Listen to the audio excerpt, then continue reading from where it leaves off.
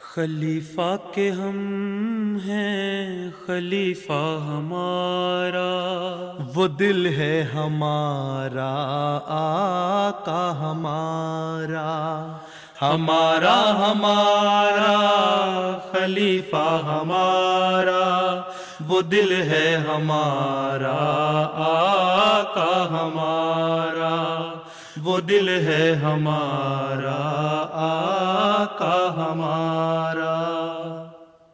Assalamu alaikum and welcome to This Week with Huzur. We are honored to present highlights of a mulaqat where Hadrat Khalifatul Masih Aidullah Ta'ala bin Nasr al-Aziz graciously met with another delegation of Majlis Khuddam al-Ahmadiyya from the USA last weekend.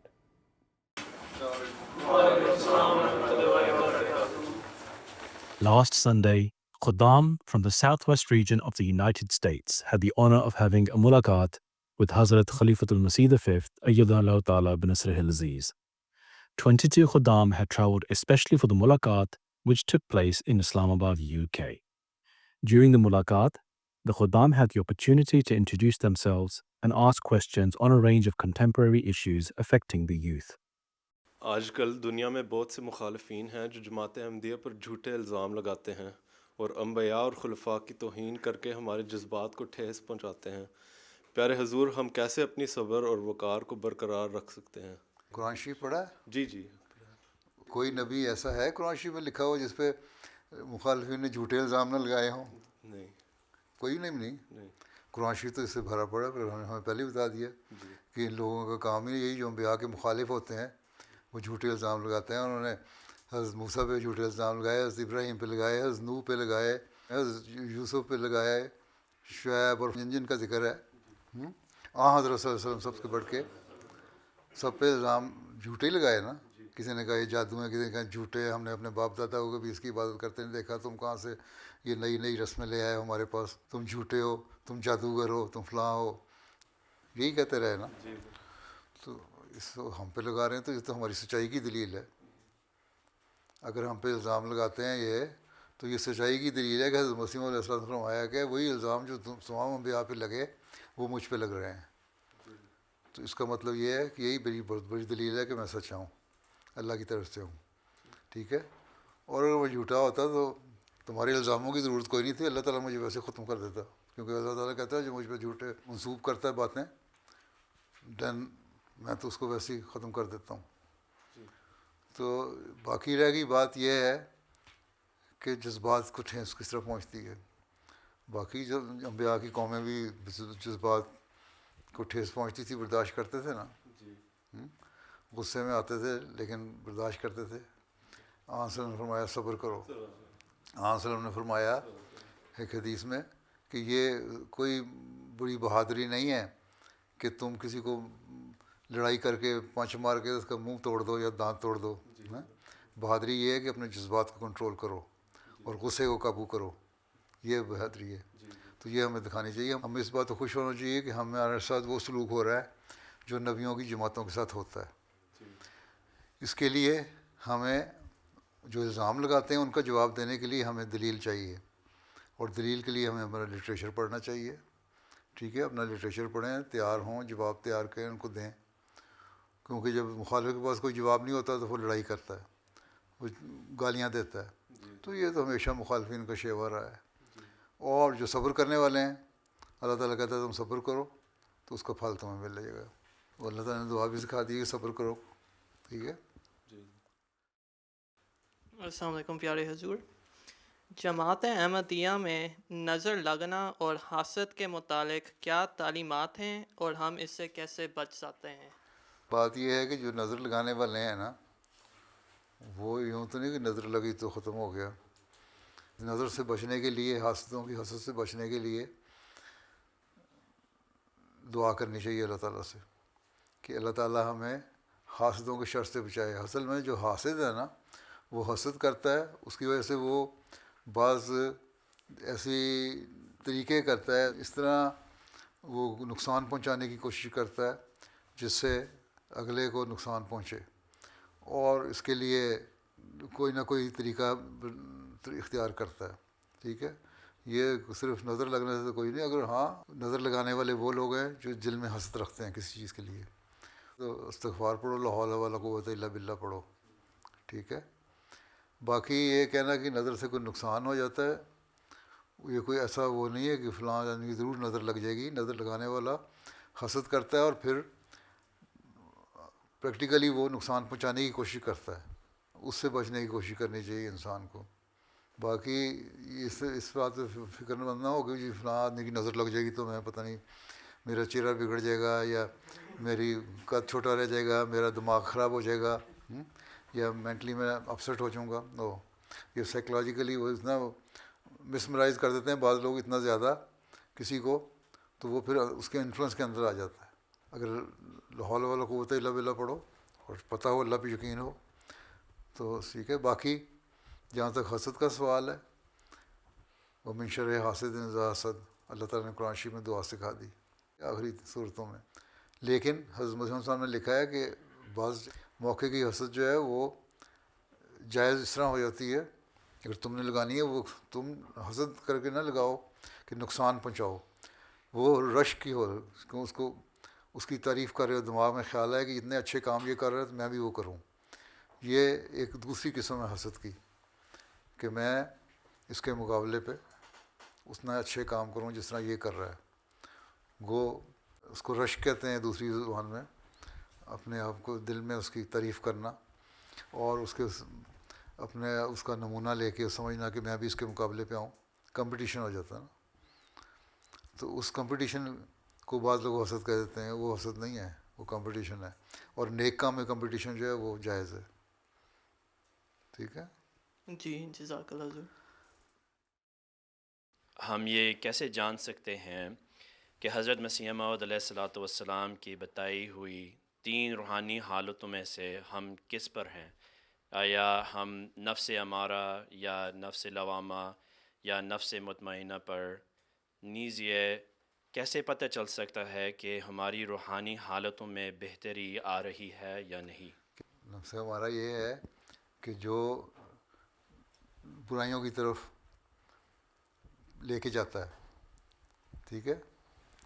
حضرت یوسف نے تبھی دعا کی تھی نا, میرا نفس ہمارا ہے, اللہ تعالیٰ اگر مجھے موقع نہ دے تو میں برائیوں میں مبتلا ہو جاؤں. اس عورت کے بھڑکانے پہ اس کی طرف چلا جاتا. ٹھیک ہے.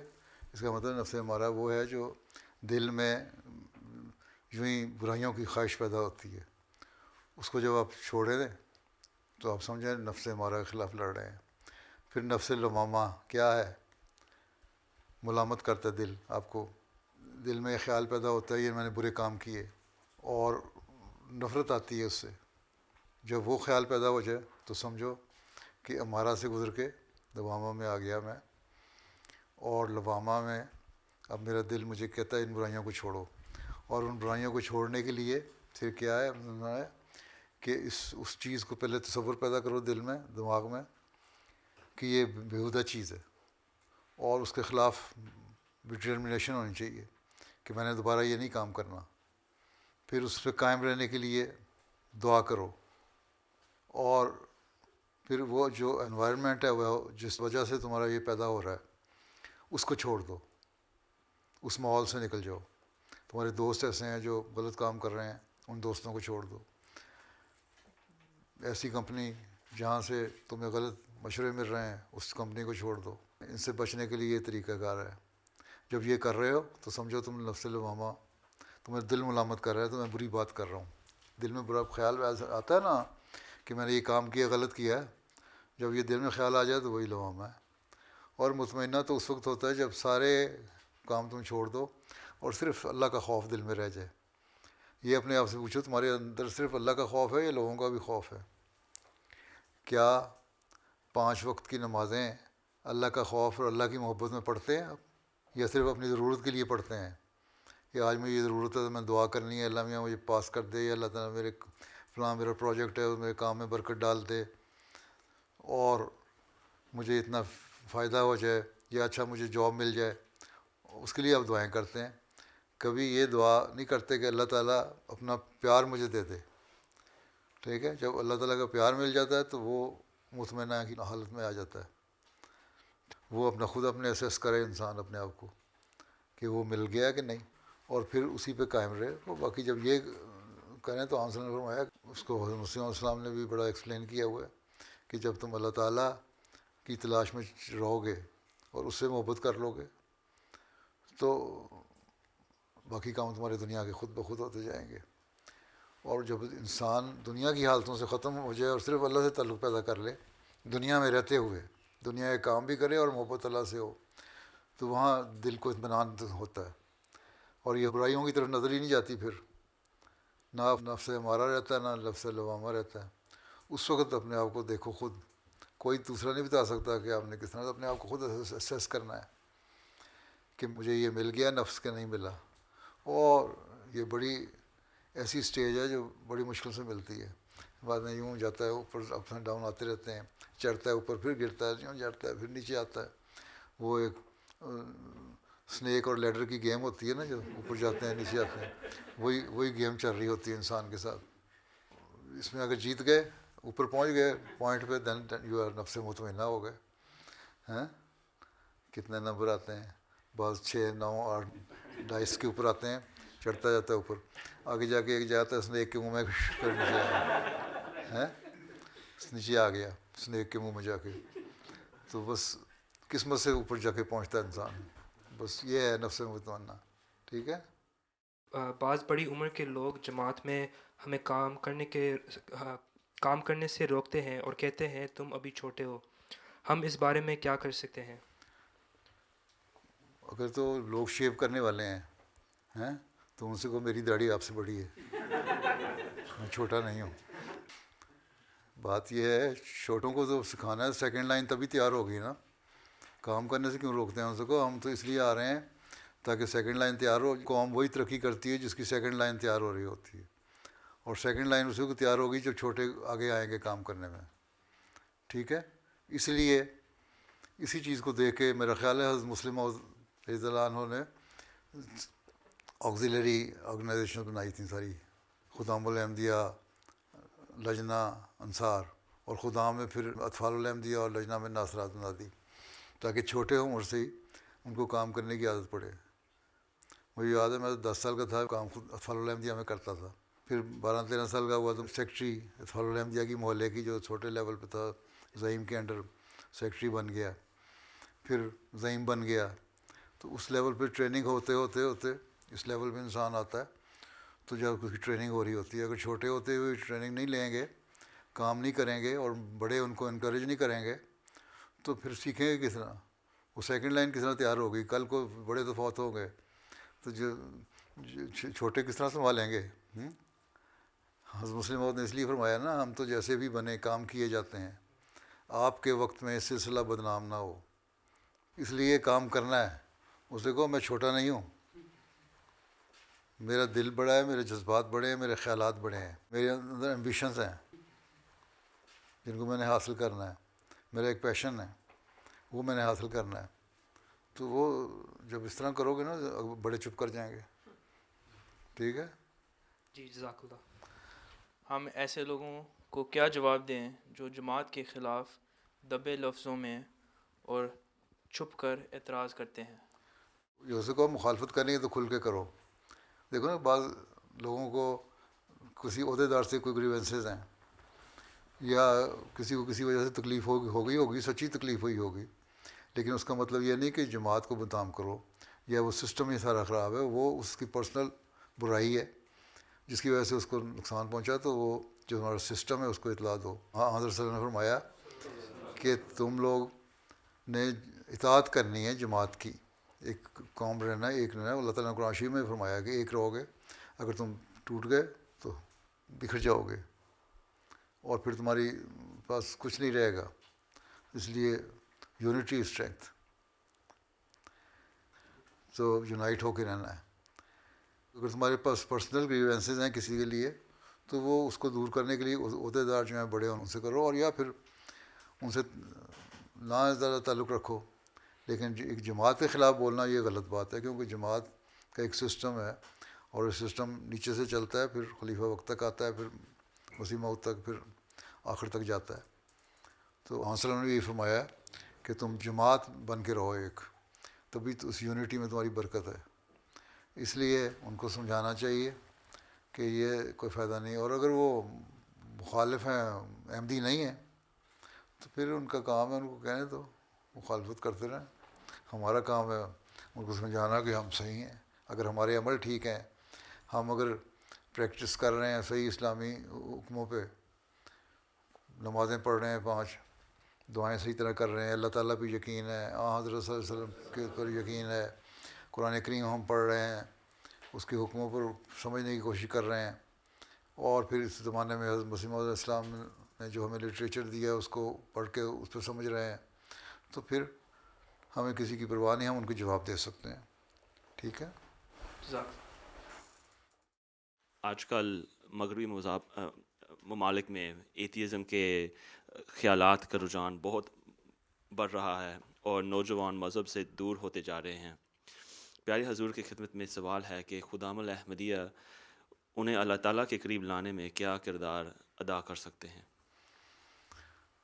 یہ جو جس ماحول میں رہ رہے ہیں, جس انوائرمنٹ میں رہ رہے ہیں, وہاں سارے ایسے لوگ جب ہوں گے تو اثر تو ہوتا ہے نا اس کا. وہ اسکول جاتے ہیں, کالج جاتے ہیں, اپنے دوست اسٹوڈنٹ ایسے ہیں. ابھی میں نے کہا نا اچھے اسٹوڈنٹ جو دوست ہیں ان سے رابطہ رکھو, جو برے ہیں ان کو چھوڑ دو. وہی بات ہے.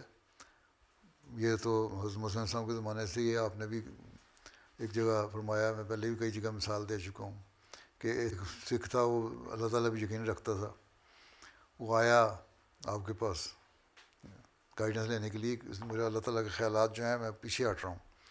انہوں نے کہا تمہارے ساتھ جو لوگ کلاس میں بیٹھتا ہے نا یونیورسٹی میں یا کالج میں, وہ ایتھیسٹ لگتا ہے لڑکا, اس سے سیٹ بدلو اپنی. تو اس نے اپنی سیٹ چینج کی, 2-3 مہینے کے بعد آیا, کہتا ٹھیک ہے میں نے سیٹ بدلی, وہ واقعی تھا ایتھیسٹ, میں ٹھیک ہو گیا. خدا میں یہ روح پیدا کرنی ہے کہ ہم نے خدا تعالیٰ کو ماننا ہے, اور خدا تعالیٰ نے ہمیں بہت کچھ دیا ہے.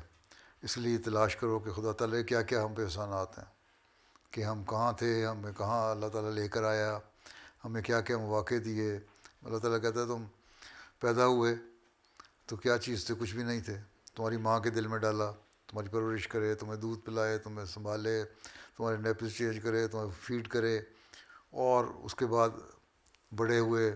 پھر ماں باپ دونوں نے تمہارے یونیفارم, کلودنگ, کھانا پینا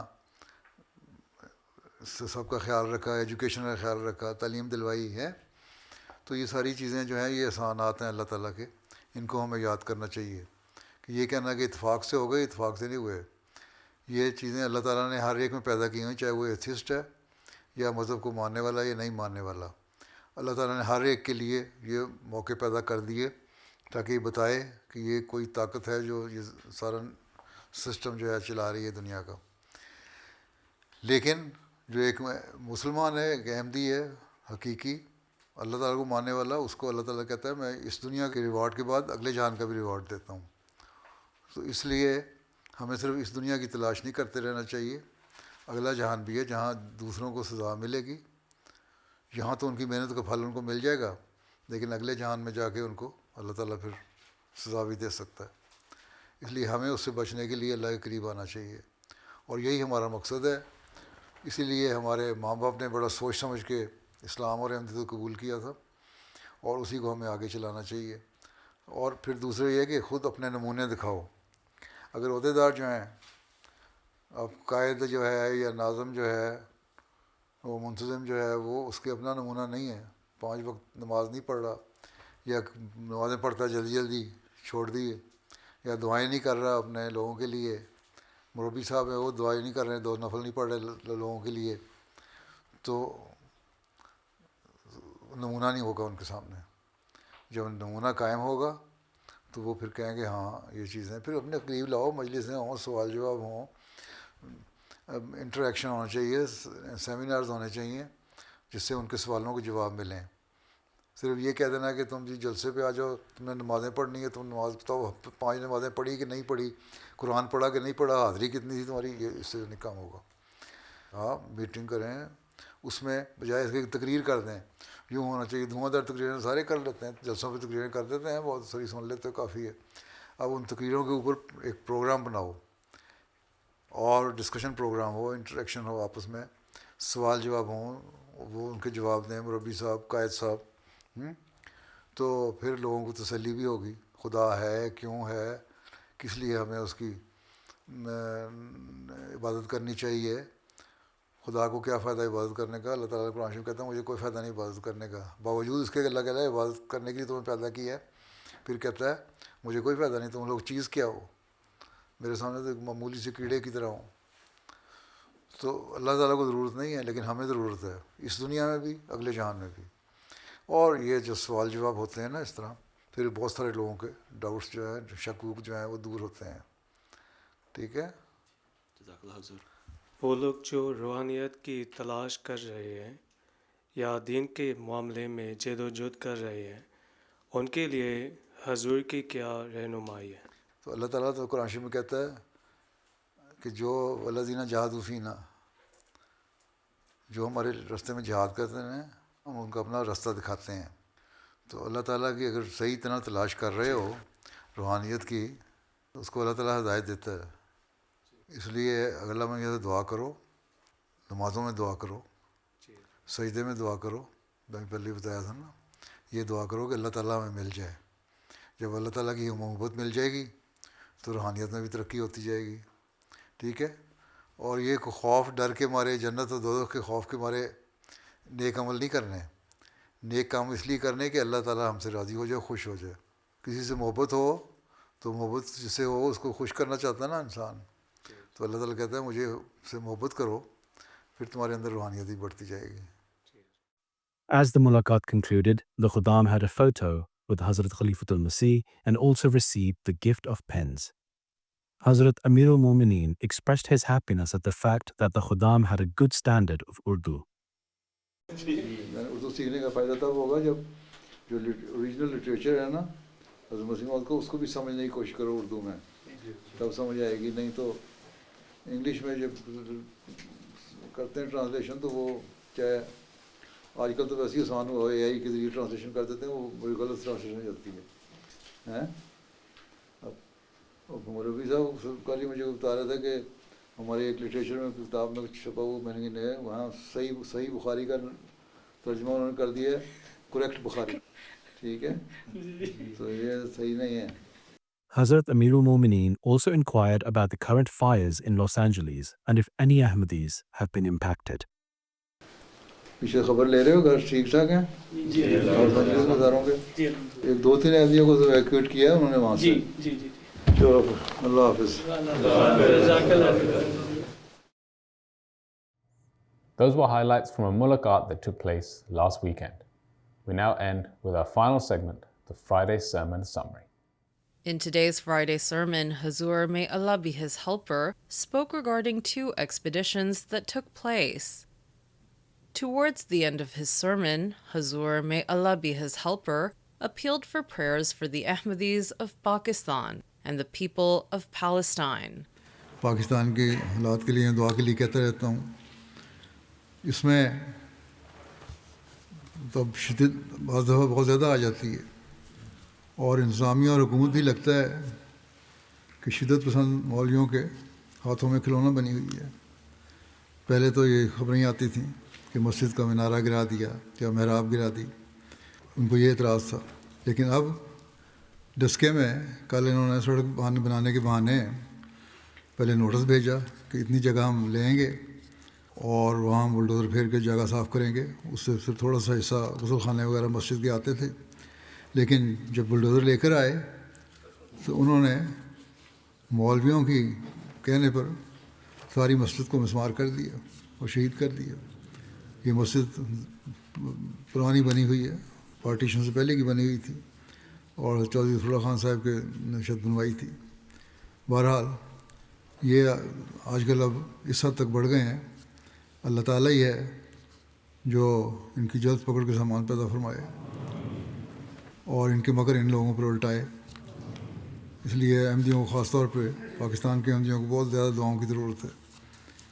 اس طرح توجہ دیں. اسی طرح فلسطین کے بارے میں بھی جو معاہدہ ہو رہا ہے, کوئی کہتے ہیں ہو گیا, کبھی کہا جاتا ہے نہیں ہوا, تو یہ معاہدے کے بعد پھر واقعات ہو رہے ہیں.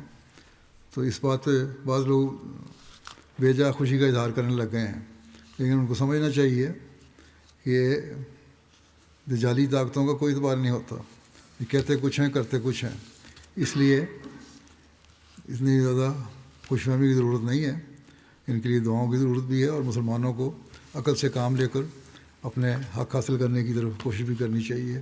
اللہ تعالیٰ مسلم قوم کو بھی اس کی عقل عطا